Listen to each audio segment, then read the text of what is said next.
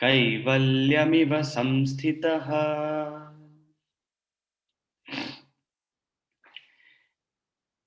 निर्ममो निरहङ्कारः न किञ्चिदिति निश्चितः।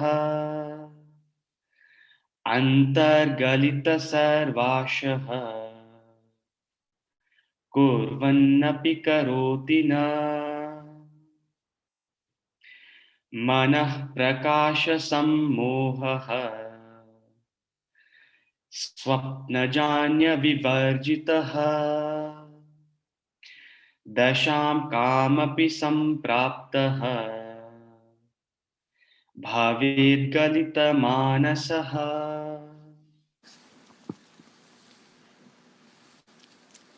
हरिओम। अष्टावक्र गीता अध्याय नंबर 17।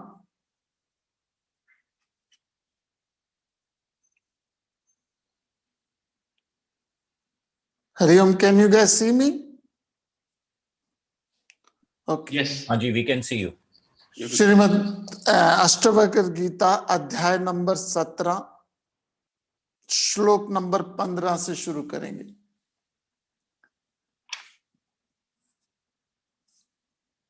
कामना, इच्छा, तरंगे, लालसा, ये सब अलग अलग नाम है हमारे अंदर की वृत्तियों के।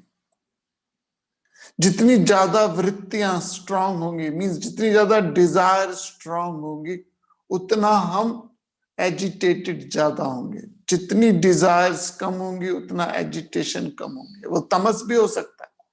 तामसिक आदमी भी परेशान नहीं होता क्योंकि उसके अंदर डिजायर तो है, लेकिन वो डिजायर मैनिफेस्ट नहीं होती, प्रकट नहीं होती, डोरमेंट रहती। राजसिक आदमी ज्यादा एजिटेटेड होता है, सात्विक बहुत कम एजिटेटेड होता है। और जिस स्थिति की हम बात कर रहे हैं गुणातीत की, वहां पे तो एजिटेशन का ए भी नहीं होता। रीजन क्योंकि एजिटेशन का कारण ही निर्मूल कर दिया। एजिटेशन का सबसे बड़ा कारण कामना है। जितनी स्ट्रांग डिजायर होगी उतनी कामना ज्यादा बढ़ेगी, उतने दुख ज्यादा बढ़ेंगे। तो बहुत से लोग सोचते हैं कामना पूरी करने से सुख मिल जाएगा। मिलेगा, जरूर मिलता है। If you fulfil your desire, happiness मिलती है, लेकिन वो शॉर्ट लिव्ड है। प्रोसेस लंबा है, हैप्पीनेस बहुत कम है। जब डिजायर कम हो जाएंगी तो हैप्पीनेस ज्यादा हो जाएगी। ये सिंपल आइडिया है, वेदांत बार बार कहता है। कामेश क्रोधेश रजोगुण समुद्भव। कामना, क्रोध है, ये महाशत्रु है तेरे, ये वैरी है, ये जो तेरे सबसे बड़े एनिमी है, तेरी ओन डिजायर्स।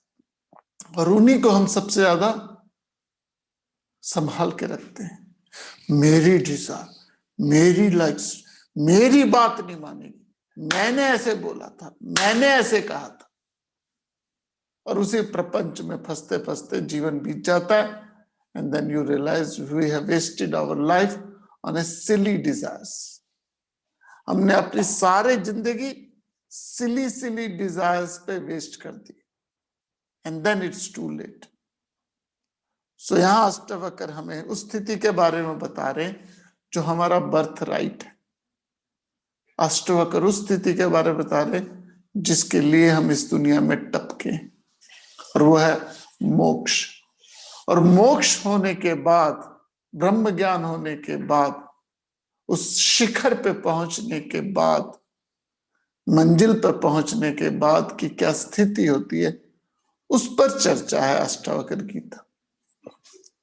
सेल्फ रियलाइज्ड आदमी की स्थिति के बारे में बताया गया। तो धन का धर्म लाभ हानि है।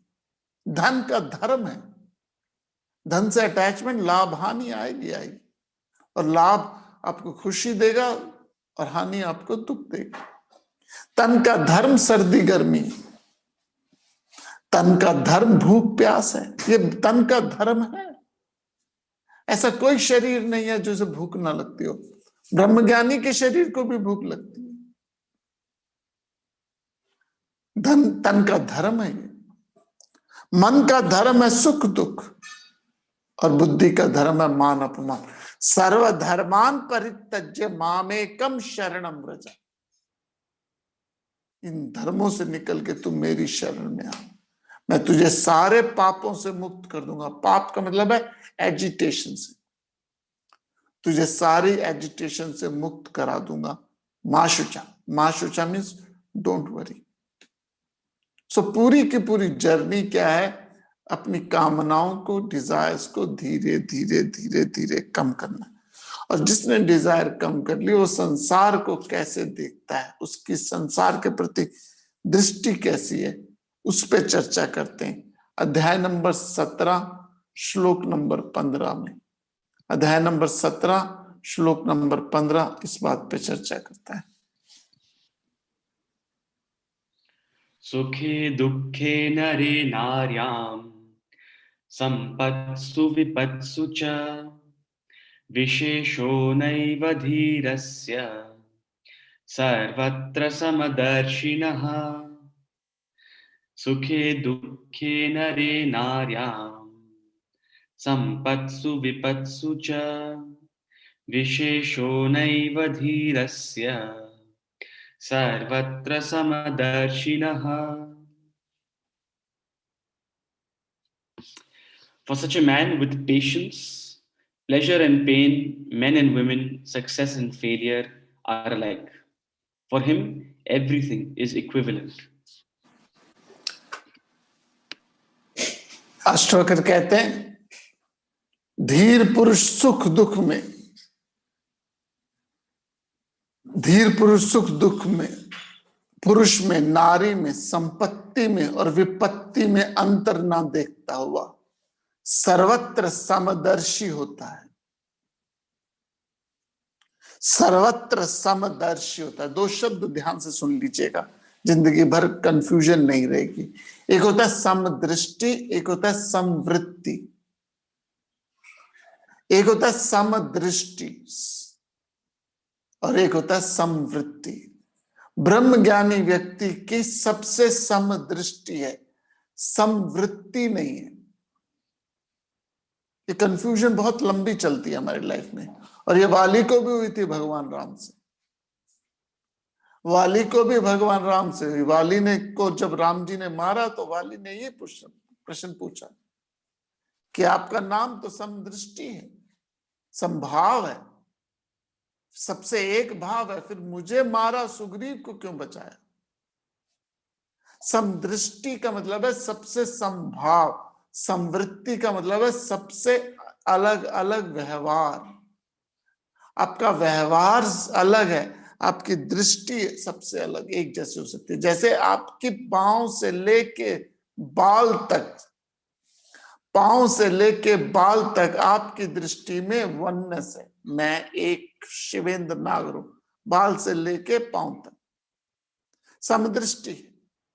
मैं भेद नहीं करता आंख में और हाथ में और कान में और जीभ में और पेट में, सब मैं हूं, एक हूं, समदृष्टि है। लेकिन मेरा व्यवहार हर अंग से अलग है। अंगूठे पे, पांव के नीचे यदि कांटा चुभ जाए तो मैं कांटे से निकाल दूंगा, और आंख में कांटा चुभ जाए तो लाखों रुपए खर्च कर दूंगा। दोनों मैं हूं, समदृष्टि है, लेकिन मेरा व्यवहार हर किसी से एक नहीं है। आपका प्रेम भाव पत्नी से भी है, मां से भी है, बेटी से भी है, बहन से भी है।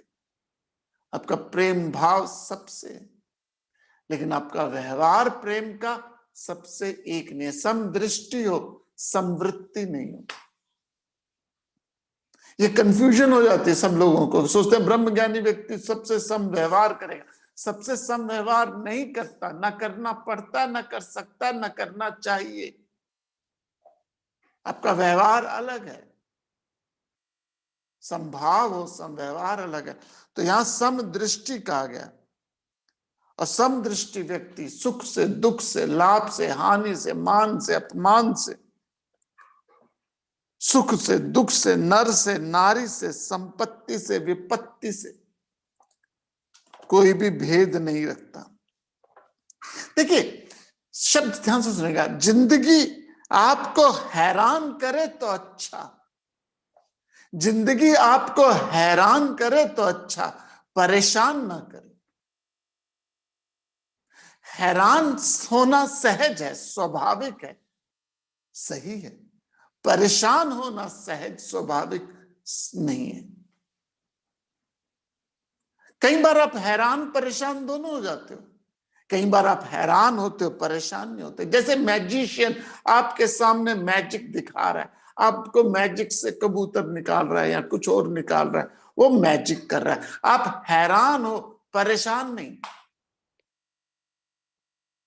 समझिएगा, ये जिंदगी के अलग अलग रंग रूप आपके सामने मैजिक की तरह आएंगे। जिंदगी के हर मोड़ पे नई कोई चीज, नई कोई घटना, नई कोई संस्कृति, नई कोई विचार, नया कोई आइडिया, नया कोई थॉट, नया कोई परसेप्शन, नया कोई इमोशन, नया कोई कम आइडिया आपके सामने आएगा। तो जब कोई चीज मैजिशियन आपके सामने दिखाता है, आप हैरान होते हो, सरप्राइज्ड होते हो, एजिटेटेड नहीं होते, because you know this is तमाशा।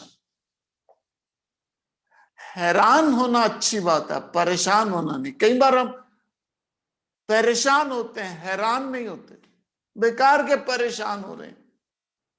किस बात के परेशान हो रहे हैं? कि न्यूज़पेपर नहीं आया अभी तक। परेशान हो रहे हैं ऐसी चीज की जिसका परेशानी होनी नहीं चाहिए। सो कई बार आप हैरान होते हो, परेशान नहीं होते। जैसे मैजिक के शो में आप हैरान हुए, परेशान नहीं हुए। कई बार परेशान होते, हैरान नहीं होते। जैसे न्यूज़पेपर नहीं आया, आप परेशान हो रहे हो, इसमें सर हैरानी कुछ नहीं है। कई बार आप हैरान भी होते हो और परेशान भी होते हो। जैसे आपकी कोई जेब काट जाए, माय गॉड क्या ब्यूटी है। आई रिमेम्बर एक बार मेरी लोनावाला से जा रहा था, बॉम्बे जा रहा था, लोकल ट्रेन में मेरी जेब काट दी। बड़ी संभाल से निकल रहा था। सो जब कटी तो हैरान हुआ, सरप्राइज हुआ, my God what A talent, what A talent. और परेशान भी हुआ, यार जेब कट गई। जिंदगी आपको हैरान कर सकती है, नया नया अनुभव आपको सरप्राइज दे सकती है। जिंदगी आपको नए मोड़ पे नए रुख ला सकती है, लेकिन परेशान नहीं करती, क्योंकि समदृष्टि हो। संपत्ति और विपत्ति में आएगी, संपत्ति भी आएगी, विपत्ति आएगी, और जितनी संपत्ति आएगी उतनी विपत्ति भी आएगी। नारी में, पुरुष में, धन में, सुख में, दुख में हैरान होते आदमी। सरप्राइज एलिमेंट बहुत है हमारी लाइफ में। और जितनी आप श्रेष्ठ होते जाएंगे, उतना जीवन आपको ज्यादा सरप्राइज एलिमेंट देगी। सरप्राइज एलिमेंट ज्यादा आता है जो आदमी ज्यादा इवॉल्व होता है, उसके पास हर घटना में कोई घटना घटती है। जो मीडियोकर लाइफ जीता है, जो नॉर्मल मीडियोकर लाइफ जीता है, उसकी लाइफ में ज्यादा सरप्राइज नहीं आते। उसे लगता है सरप्राइज है, बट वो नॉर्मल घटना है। सरप्राइजेस ज्यादा नहीं आते किसी इंडिविजुअल के लिए। जितने आप इवॉल्व होते हो, आपके पास सरप्राइज, आपको यही सरप्राइज हो जाता है कि ये थॉट कहां से आया। This wonders gives you wonder, where ये थॉट कहां से आ गया मेरे दिमाग में। तो हैरान होना अच्छी बात है, सरप्राइज होना अच्छी बात है, पर परेशान होना इज अ सिन। जैसे मैजिक शो में आप हैरान जरूर होते हो, परेशान नहीं होता। तो समदृष्टि जो धीर व्यक्ति है, वो सुख में, दुख में, नर में, नारी में, संपत्ति में, विपत्ति में, हर स्थिति में समदृष्टि है। समदृष्टि, आई एम रिपीटिंग, समदृष्टि है, समवृत्ति नहीं। सबसे समभाव है, सबसे समव्यवहार नहीं। Means you have an equal vision, you see everybody equally, but your behavior is different. आपका बिहेवियर सबसे अलग अलग हो सकता है, और वो बिहेवियर मर्यादा के साथ होना चाहिए। वो बिहेवियर मर्यादा के साथ होना चाहिए, एक डेकोरम होना चाहिए, एक सोशल बिहेवियर के मापदंड के अंदर होना चाहिए। समदृष्टि और समवृत्ति में यही बहुत फर्क है। इसलिए ब्रह्मज्ञानी को लोग समझते हैं कि वो समदृष्टि है तो सबसे एक जैसा व्यवहार करेगा। गुरुओं के साथ बहुत होता है ये, गुरुओं का चेलों के साथ बहुत प्रॉब्लम होती है। चेलों का गुरुओं से बड़ा अलग अलग व्यवहार होता है, सॉरी गुरुओं का चेलों से अलग व्यवहार होता है। भाव सबसे एक है, व्यवहार अलग है। रामकृष्ण परमहंस जी के दो शिष्य थे, एक बहुत लड़ाका था और एक बड़ा डरू था। दोनों नदी क्रॉस करके दादा से मिलने आ रहे थे बाड़ी में, काली बाड़ी में। और जब मिलने आ रहे थे तो रास्ते में दादा के बारे में, रामकृष्ण परमहंस के बारे में किसी ने कुछ बुरा भला बोला। तो एक जो लड़ाका था वो तो लड़ना शुरू कर दिया, और जो दब्बू था, डरू था, वो चुप रहा। दोनों शाम को मिले दादा से अलग अलग। तो एक ने बोला, दादा आपके बारे में बुरा बोल रहा था, मैं तो सुना दी उसको, मैंने तो दूध दिखा दी उसको। रामकृष्ण परमहंस ने बोला, तुझे प्रॉब्लम क्या है? मिर्ची खाता कोई और, पेट तेरे पेट में क्यों होती है? तूने सारी दुनिया का ठेका ले रखा है, तूने सारी दुनिया का सर पे उठा रखा है कि सारी दुनिया तेरी बात मानेगी, तू चुप होके क्यों नहीं बैठता? दूसरा स्टूडेंट आया जो डरू था, दब्बू था, उससे पूछा गया, उसने कहा महाराज ऐसा हुआ था, मैं तो चुप रहा। रामकृष्ण परमहंस जी ने कहा, तुझे शर्म नहीं आती? तेरे गुरु के बारे में इतना कुछ बोला और तू चुप रहा, तूने दो सुनाई क्यों नहीं? ना, संभाव दोनों के साथ है। व्यवहार गुरु का अलग है। बाइबल के ओल्ड टेस्टमेंट के एक्सोडस चैप्टर में मोसेस कहता है, ओल्ड टेस्टमेंट के एक्सोडस चैप्टर में मोसेस कहता है, eye against an eye, it's a law of Moses. कोई तुम्हारी एक आंख ले तो दूसरी तोड़ दो, मोसेस ने कहा। और उसी बाइबल के न्यू टेस्टमेंट के मैथ्यू चैप्टर में जीसस क्राइस्ट कहते हैं, somebody slaps in your right cheek, give the left one. Blessed are those who are meek, they will rule the world. वो महान है जो मीक है, मीक मीन्स डरू है, क्योंकि वो ही संसार को रूल करेंगे, which sounds very paradox. Moses ने कहा एन आई अगेंस्ट एन आई, और क्राइस्ट कहता है कि एक गाल पे थप्पड़ मारे तो दूसरा दे दो। Now this is not taken literally. Student कौन है सामने? मोसेस के सामने जो स्टूडेंट थे डरू थे, घबराए हुए थे, डरू समाज था। उनको ठीक करने के लिए मोसेस ने कहा एन आई अगेंस्ट एन आई। तब तक लड़ाके हो गए, और जब तक क्राइस्ट तक का समय आया तब तो इतने लड़ाके हो गए, तो क्राइस्ट ने कहा शांति शांति शांति। ऐसा समाज में होता है, ऐसा समाज में होता है। कभी हिंदू समाज बहुत डरू हो जाता था, डरू होता है। आज हिंदू समाज ज्यादा चौड़ा होने लगा है, उसके अपने अप्स भी हैं, डाउन्स भी हैं। पहले सेकुलरिज्म, मर्यादा, नॉर्मल बातें चुप चुप के धर्म के रूप के करते थे। मैं नहीं कहता वो सही था गलत था, I am not saying that was right, this is right, लेकिन पहले दब्बू समाज था, सडनली रप्ट हुआ समाज, अब एग्रेसिव हो गया, हार्श हो गया, हार्ड हो गया, उस पैसिविटी से एग्रेसिविटी में आया, उसके अपने प्रॉब्लम। सो गुरु आपको मुझको अकॉर्डिंग टू सिचुएशन सर्कमस्टांसेस बोलता है। तो मोसेस ने डरू लोगों के अंदर ऊर्जा डाली, एक एग्रेसिवनेस डाली। क्राइस्ट ने जो बहुत ही एग्रेसिव लोग थे उनके मन को शांत किया। समदृष्टि है, समवृत्ति नहीं। सबके साथ एक भाव है। व्यवहार हर व्यक्ति का अकॉर्डिंग टू देयर टेम्परामेंट होता है। अगला श्लोक क्या कहता है? अध्याय नंबर 17 श्लोक नंबर 16 क्या कहता है हम देखते हैं। Ashtavakra Gita.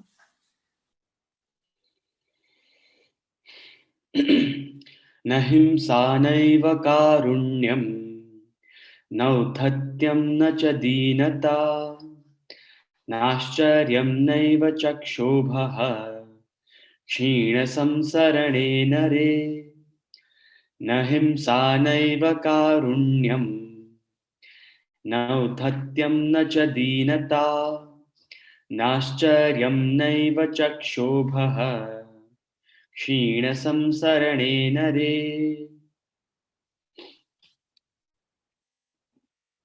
If a person free from attachment for this world, in a person free from attachment for this world, there is neither aggression nor submissiveness, neither pride nor lowliness, neither surprise nor agitation.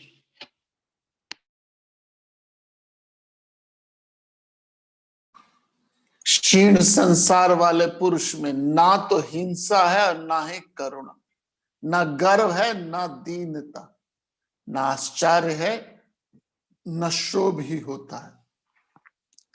क्षीण संसार वाले, जिसका संसार dissolve हो गया।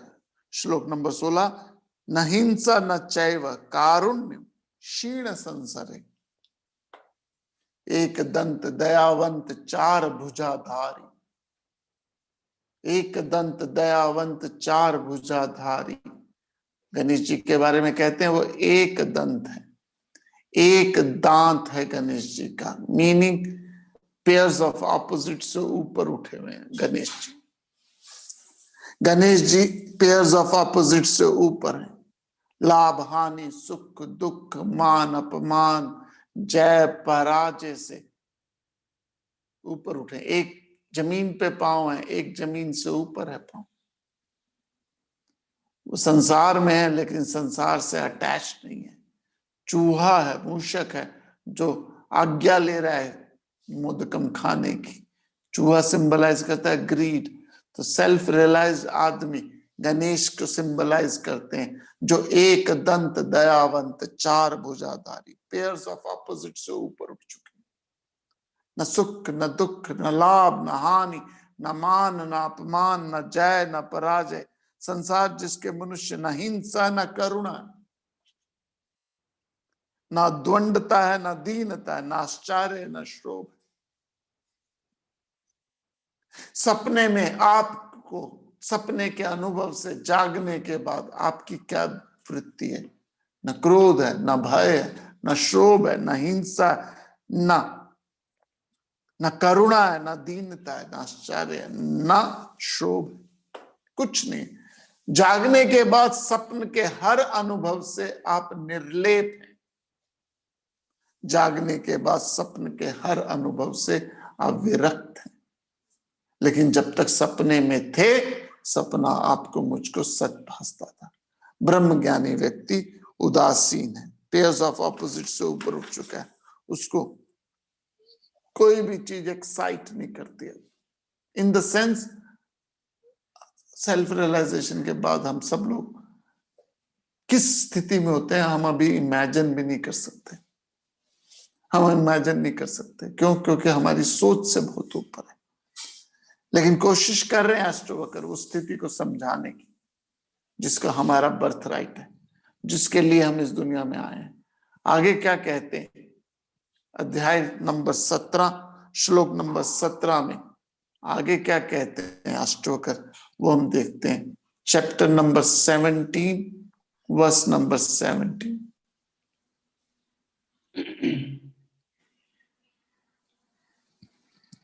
न मुक्तो विषयद्वेष्टाः न वा विषयलोलुपे असंसक्तमना नित्यं प्राप्ता प्राप्तमुपाश्नुते। न मुक्तो विषयद्वेष्टाः न वा विषयलोलुपः असंसक्तमना नित्यं प्राप्ता प्राप्तमुपाश्नुते। The liberated man neither dislikes sense gratification nor likes them. Hence, he remains unperturbed in their achievement and non-achievement. मुक्त पुरुष ना तो विषयों से द्वेष करता है, ना शक्ति ही उसके प्रति, ना अप्राप्ति पे सदा समान, प्राप्ति और अप्राप्ति में सदा समान मन वाला रहता है। बार बार वही बात बता रहे हैं, पेयर्स ऑफ ऑपोजिट से ऊपर है, नाइदर हेट नॉर अटैचमेंट है। श्लोक नंबर 17, मुक्त पुरुष विषयों से न द्वेष करता है न विषयालोपन है। तो जो समाज, जो ब्रह्म ज्ञानी ये कहता है दुनिया खराब है, दुनिया बेकार है, दुनिया में दुखालय है, दुनिया का ये हाल है, दुनिया तो दरिद्र है, वो अभी इस दुनिया में फंसा हुआ है, अभी फंसा हुआ है, क्योंकि सत्य दे रहा है। जो सत्य दे रहा है तो उसका मतलब अभी उसको दुनिया नजर आ रही है। वो मुक्ति की बात करे तो ठीक है, लेकिन मुक्त पुरुष क्या करता है? कहते हैं मुक्त पुरुष न द्वेष करता है न विषयालोपन करता है, आसक्ति मन वाला, सदा शांत रहता है। बात सिंपल है जी। हम सबकी लाइफ में दो तरह के लोग होते हैं। एक वो जो हेट बहुत करते हैं, संसार से बहुत हेट्रेड है, गुस्सा भरा पड़ा है लोगों के लिए, किसी जाति से, वर्ण से, समुदाय से, उसका नाम सुनते गुस्सा आने लगता है, हेट्रेड भरी हुई है। हम अभी भक्त के गुण करेंगे कल से नहीं, आज से हम भक्ति योग शुरू कर रहे हैं। शाम को 5 दिन हमारे चलेंगे लेक्चर, आज और अगले 4 दिन। आई होप पूरी भक्ति योग 20 श्लोक हैं, हम खत्म कर पाएंगे। उसमें सबसे पहला गुण भक्त का जो भगवान ने दिया वो है अद्वेष्टा सर्वभूतानां, खुंदक नहीं, हेट्रेड नहीं। संभाव और संव्यवहार अलग है, मैं दोबारा रिपीट करता हूं। इट्स डजंट मीन कि आप सबसे जाके जफ्फियां पाते रहे, लेकिन खुंदक बहुत है हमारे यहाँ, पर्टिकुलर कम्युनिटी से, पर्टिकुलर कास्ट से, पर्टिकुलर समाज से।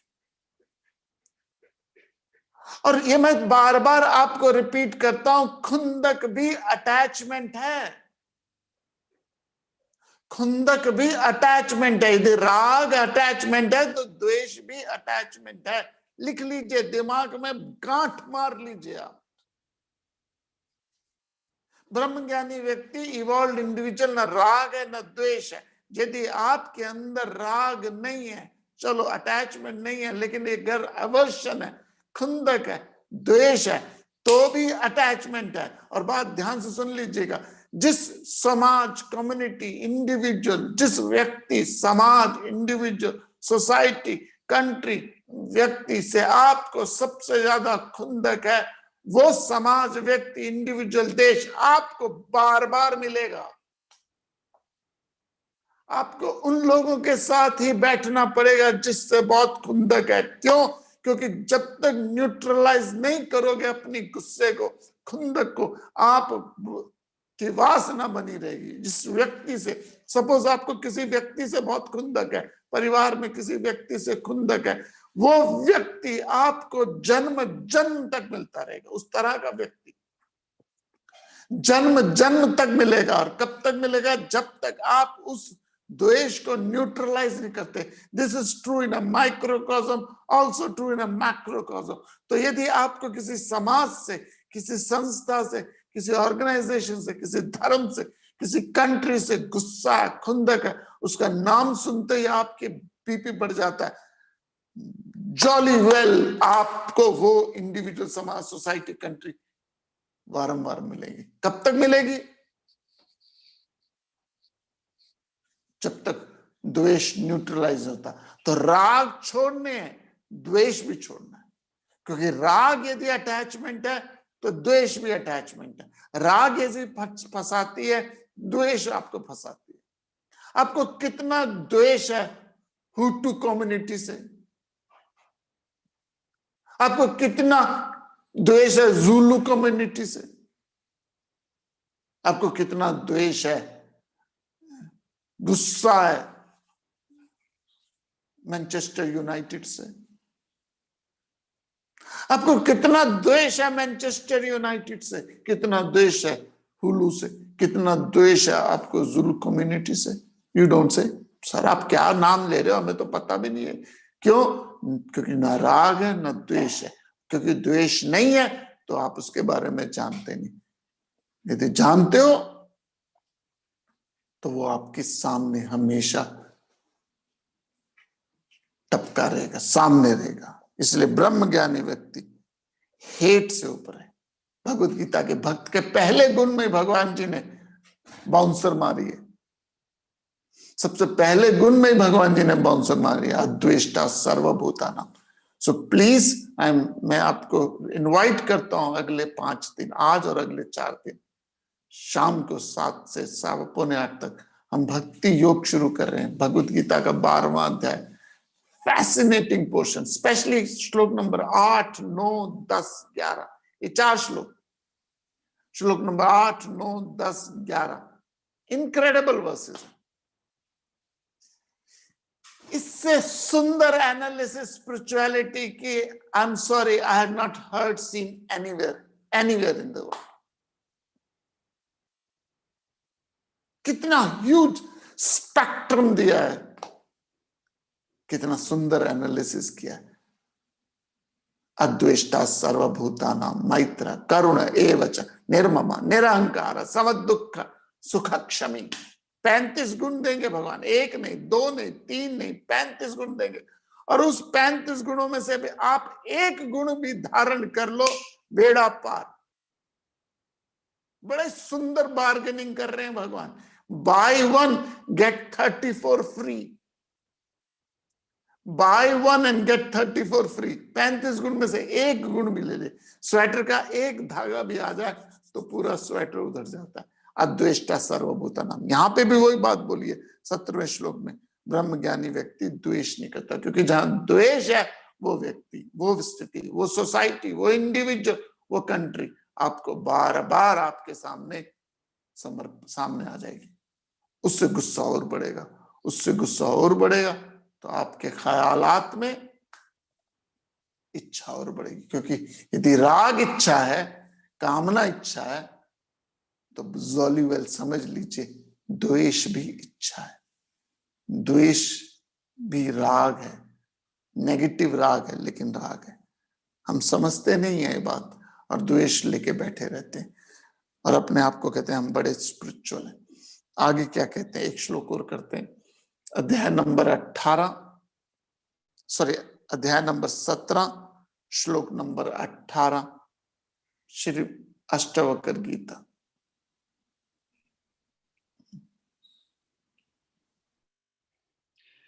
समाधान समाधानः हिताहित विकल्पनाः शून्यचित्तो न जानाति कैवल्यमिव संस्थितः।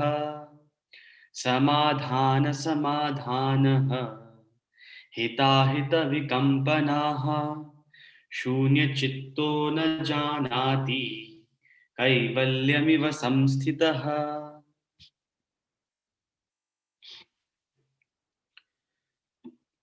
Beyond doubts and solutions, good and bad, a person with still mind remains established in self.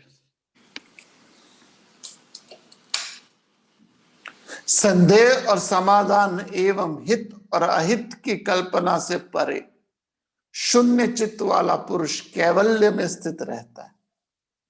संदेह और समाधान से ना डाउट है ना सोल्यूशन है, क्षीण हो गए मनुष्य। श्लोक नंबर 18 कहते हैं न शून्य चित्त पुरुष समाधान और असमाधान, हित और अहित के विकल्प को नहीं जानता, वह तो कैवल्य जैसा स्थित है। समस्या है तो समाधान निकालोगे, समस्या है तो उसका सलूशन निकालोगे, समस्या है तो समाधान करोगे। समाधान असमाधान शून्य चित्त हो गया, हित और अहित का विकल्प नहीं है। किसी का हित करूंगा, किसी का अहित करूंगा, इससे ऊपर हो गया। ऐसा व्यक्ति कैवल्य मुक्ति को प्राप्त होता है। मैं थोड़ा सा टेक्निकल जा रहा हूं, अभी थोड़ा सा टेक्निकल बता देता हूं। हमारे यहाँ 3 स्थिति बताई गई है। पुनरावृत्ति का मार्ग, ब्रह्मलोक और वैकुंठ, इसको 3 हमारे यहाँ स्थिति बताई गई है। एक है पुनरावृत्ति का मार्ग। उस पुनरावृत्ति का मार्ग क्या है वो हम देखते हैं।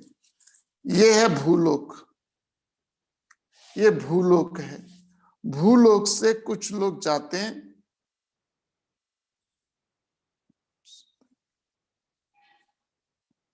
भूलोक से कुछ लोग जाते हैं,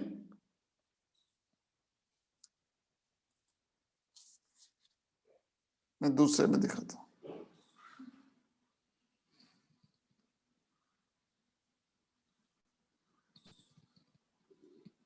ये भूलोक है जी। भूलोक से कुछ लोग जाते हैं पितृलोक पे, या इन पितृलोक पे। पितृलोक का दो डिवीजन है, स्वर्ग और नरक, हेवन और हेल। यहां मृत्यु के बाद पितृलोक में जाते हैं और वापस भूलोक में चले जाते हैं। इसे कहते हैं पाथ ऑफ रिटर्न, पुनरावृत्ति का मार्ग। पितृलोक जाते हैं जहां पे कुछ समय रहने के बाद स्वर्ग नरक है, वापस भूलोक पे आ जाते हैं। कुछ लोग यहां से जाते हैं ब्रह्मलोक में, और ब्रह्मलोक में जाने के बाद ब्रह्मलोक से वो वैकुंठ जाते हैं। ये जो मार्ग है, ये मार्ग है पाथ ऑफ रिटर्न। पितृलोक का मार्ग है पाथ ऑफ रिटर्न। भूलोक में जो जाते हैं, यहां से भूलोक जाते हैं, भूलोक से वैकुंठ जाते हैं। भूलोक का जो लॉर्ड है वो ब्रह्मा जी हैं, और वहां कुछ देर रहने के बाद वैकुंठ जाते हैं। कुछ लोग भूलोक से सीधी नॉन स्टॉप फ्लाइट लेते हैं वैकुंठ की, वैकुंठ की फ्लाइट लेते हैं। मैं दोबारा समझाता हूं। इस समय हम भूलोक में कुछ अच्छे कर्म करे, कुछ खराब कर्म करे, कुछ मीडियोकर कर्म करे, कुछ पॉजिटिव करे, कुछ नेगेटिव करे, तो उस कर्मों के अनुसार आप और मैं अलग अलग लोक में जाते हैं। स्वर्ग लोक में, नरक लोक में। स्वर्ग नरक का मतलब है you go through a good experience और ए बैड एक्सपीरियंस, और वहां पे कुछ देर अनुभव करने के बाद you are back to Bhulok. For example, आपने साल, स्वर्ग नरक कोई ऊपर नहीं है जी, प्लीज ये मत सोचना कोई ऊपर आकाश में स्वर्ग नरक है। It is a state of your mind. Suppose आपने कोई बहुत साल भर बहुत अच्छा काम किया, आप घड़ी बेचते हो, घड़ियां बेचते हो, और आपने सबसे ज्यादा घड़ी बेची और आपकी सेल सबसे ज्यादा थी, तो कंपनी ने आपको एक सप्ताह के लिए स्विट्जरलैंड हॉलीडे के लिए भेज दिया।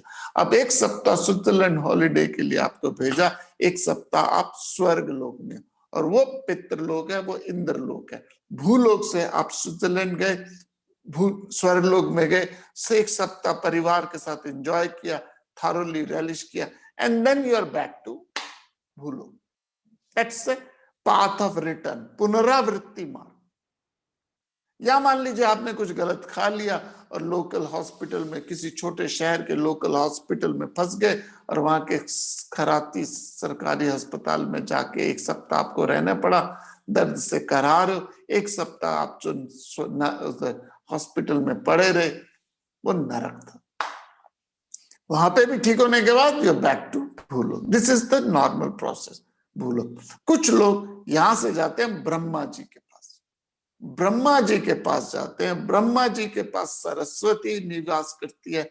ब्रह्मा जी और सरस्वती के साथ कुछ देर रहने के बाद उसे कहते हैं ब्रह्मलोक। ब्रह्मलोक से हम ट्रांजिट जर्नी पे जाते हैं, सॉरी ब्रह्मलोक ट्रांजिट जर्नी है, वहां से हम जाते हैं अपने फाइनल डेस्टिनेशन वैकुंठ पे, जहां पे विष्णु जी विराजमान है। वैष्णवाइट वैकुंठ कह देते हैं, शैवाइट शिवलोक कह देते हैं, उससे कोई फर्क नहीं पड़ता। शिव भक्त शिवलोक कह देते हैं, वैष्णवाइट वैकुंठ कह लेते हैं। तो यहां से जाते हैं ब्रह्मलोक में, वहां कुछ समय रहने के बाद वहां से जाते हैं हम सीधा वैकुंठ में। यह है क्रम मुक्ति। क्रम मुक्ति मीन्स ट्रांजिट जर्नी, क्रम से, सीधी नहीं है। कुछ लोग सीधी यहां से वैकुंठ जाते हैं, नॉट वाया ब्रह्मलोक, और जो सीधा यहां से वैकुंठ जाते हैं या शिवलोक जाते हैं, उस स्थिति को कहते हैं कैवल्य मुक्ति। कैवल्य मुक्ति। तो यहां अष्टावक्र कैवल्य मुक्ति की बात कर रहे हैं। अर्थात आई रिपीट, कुछ नहीं है ऊपर कोई आप सोचो कि कोई स्वर्ग नरक है। यदि आप में कामनाएं, आप में लालसाएं, तमन्नाएं, तो आपको स्वर्ग नरक में कभी खुशी कभी गम, कभी सुख कभी दुख, कभी ये कभी वो, ये स्वर्ग नरक में चलते रहते हैं, आवागमन चलता रहता है। कभी सुख लोक में चले जाते हो, कभी स्वर्ग लोक में, कभी नरक में। Suddenly someday you feel very happy, someday you feel very excited, someday you feel dull and depressed। ये स्वर्ग नरक है। कुछ लोगों के अंदर ब्रह्म की भी इच्छा है, अध्यात्म की इच्छा भी है और संसार की इच्छा भी है। जिन लोगों के अंदर संसार और प्रभु दोनों की इच्छा, वो ब्रह्मलोक में जाते हैं। इस समय हम ब्रह्मलोक में, ब्रह्मा जी सरस्वती आपको ज्ञान दे रही है, और ये ज्ञान करते करते करते करते हम एक दिन यहां से वैकुंठ चल जाएंगे। इसमें टाइम बहुत लगता है, लेकिन कुछ साधक निर्विकल्प समाज, कुछ नहीं चाहिए उन्हें सीधा वैकुंठ चाहिए, और कोई डिजायर नहीं है, प्रभु की डिजायर, संसार की कोई डिजायर नहीं है। ऐसा आदमी, ऐसा मनुष्य, ऐसा साधक कैवल्य मुक्ति प्राप्त करता है, सीधा यहां से मोक्ष को प्राप्त करता है। तो जिनके अंदर मुमुक्ष तत्व तो बहुत है, उनकी तो बेड़ा जल्दी पार हो जाएगा। जिनके अंदर कामनाएं और इच्छाएं बहुत हैं, उनके लिए अभी पितृलोक ही वापिस आवागमन चलता रहेगा। लेकिन कुछ लोग, हम और आप जैसे लोग, अध्यात्म की इच्छा भी है, अध्यात्म इच्छा भी है, और हमें संसार के सुख सुविधा भी चाहिए। तो ऐसे लोग ब्रह्मलोक में रहते हैं, और वहां पे वैराग्य धीरे धीरे आने के बाद वहां से सीधा वैकुंठ जाते हैं, जिसे कहते हैं क्रम मुक्ति। तो क्रम मुक्ति, कैवल्य मुक्ति और पुनरावृत्ति मार्ग, ये 3 स्थितियां बताई गई हैं। कल सुबह हम फिर इस पे एनालाइज करेंगे, इसी आइडिया पे। लेकिन आज शाम को हम भगवत गीता का 12वां अध्याय शुरू करेंगे, श्रीमद् भगवत गीता भक्ति योग अध्याय 12। इसी विचार के साथ हरिओम तत्सत। ओम पूर्णमदा पूर्णमिदं पूर्णात् पूर्णमुदच्यते पूर्णस्य पूर्णमादाय पूर्णमेवावशिष्यते। ओम शांति शांति।